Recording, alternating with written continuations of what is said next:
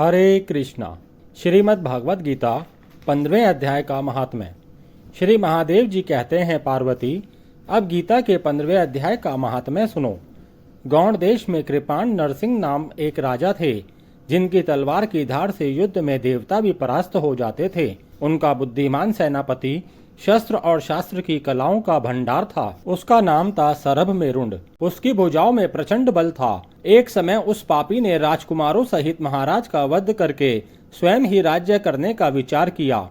इस निश्चय के कुछ ही दिनों बाद वह हैजे का शिकार होकर मर गया। थोड़े समय में वह पापात्मा अपने पूर्व कर्म के कारण सिंधु देश में एक तेजस्वी घोड़ा हुआ। उसका पेट सटा हुआ था। घोड़े के लक्षणों का ठीक ठाक ज्ञान रखने वाले किसी वैश्य के पुत्र ने बहुत सा मूल्य देकर उस अश्व को खरीद लिया और यत्न के साथ उसे राजधानी तक वह ले आया। वैश्य कुमार वह अश्व राजा को देने को लाया था। यद्यपि राजा उस वैश्य कुमार से परिचित थे, तथापि द्वारपाल ने जाकर उसके आगमन की सूचना दी। राजा ने पूछा, किस लिए आए हो? तब उसने स्पष्ट शब्दों में उत्तर दिया, देव, सिंधु देश में एक उत्तम लक्षणों से संपन्न अश्व था, जिसे तीनों लोगों का एक रत्न समझकर मैंने बहुत सा मूल्य देकर खरीद लिया है। राजा ने आज्ञा दी, उस अश्व को यहाँ ले आओ। वास्तव में वह घोड़ा गुणों में उच्च श्रवाह के समान था। सुंदर रूप का तो मानो घर ही था। शुभ लक्षणों का समुद्र जान पड़ता था। वैश्य घोड़ा ले आया और राजा ने उसे देखा। अश्व का लक्षण जानने वाले अमात्यों ने उसकी बड़ी प्रशंसा की। सुनकर राजा अपार आनंद में निमग्न हो गए और उन्होंने वैश्य को मुंह मांगा स्वर्ण देकर तुरंत ही उस अश्व को खरीद लिया। कुछ दिनों के बाद एक समय राजा शिकार खेलने के लिए उत्सुक हो उसी घोड़े पर चढ़कर वन में गए। वहां मृगों के पीछे उन्होंने अपना घोड़ा बढ़ाया। पीछे पीछे सब ओर से दौड़कर आते हुए समस्त सैनिकों का साथ छूट गया।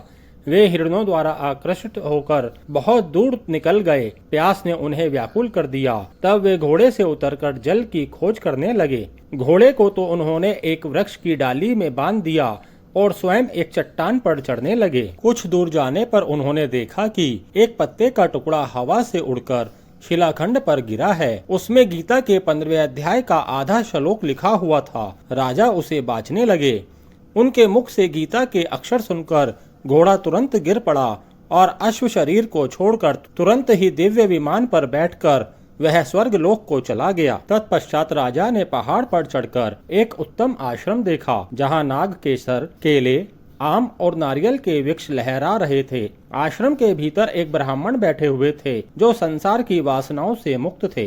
राजा ने उन्हें प्रणाम करके बड़ी भक्ति के साथ पूछा, ब्राह्मण, मेरा अश्व जो अभी अभी स्वर्ग को चला गया है, उसमें क्या कारण है? राजा की बात सुनकर त्रिकालदर्शी मंत्रवेता एवं महापुरुषों में श्रेष्ठ विष्णु शर्मा नामक ब्राह्मण ने कहा, राजन, पूर्व काल में तुम्हारे यहाँ जो सरभ मेरुंड नामक सेनापति था, वह तुम्हें पुत्रों सहित मारकर स्वयं राज्य हड़प लेने को तैयार था। इसी बीच में हैजे का शिकार होकर वह मृत्यु को प्राप्त हो गया। उसके बाद वह उसी पाप से घोड़ा हुआ था। यहाँ कहीं गीता के 15वें अध्याय का आधा श्लोक लिखा मिल गया था। उसे ही तुम बाँचने लगे। उसी को तुम्हारे मुख से सुनकर वह अश्व स्वर्ग को प्राप्त हुआ है। तदंतर राजा के सैनिक उन्हें ढूंढते हुए वहां आ पहुंचे। उन सबके साथ ब्राह्मण को प्रणाम करके राजा प्रसन्नता पूर्वक वहां से चले और गीता के 15वें अध्याय के श्लोकाक्षरों से अंकित उसी पत्र को बाँच बाँच कर प्रसन्न होने लगे। उनके नेत्र हर्ष से खिल उठे थे।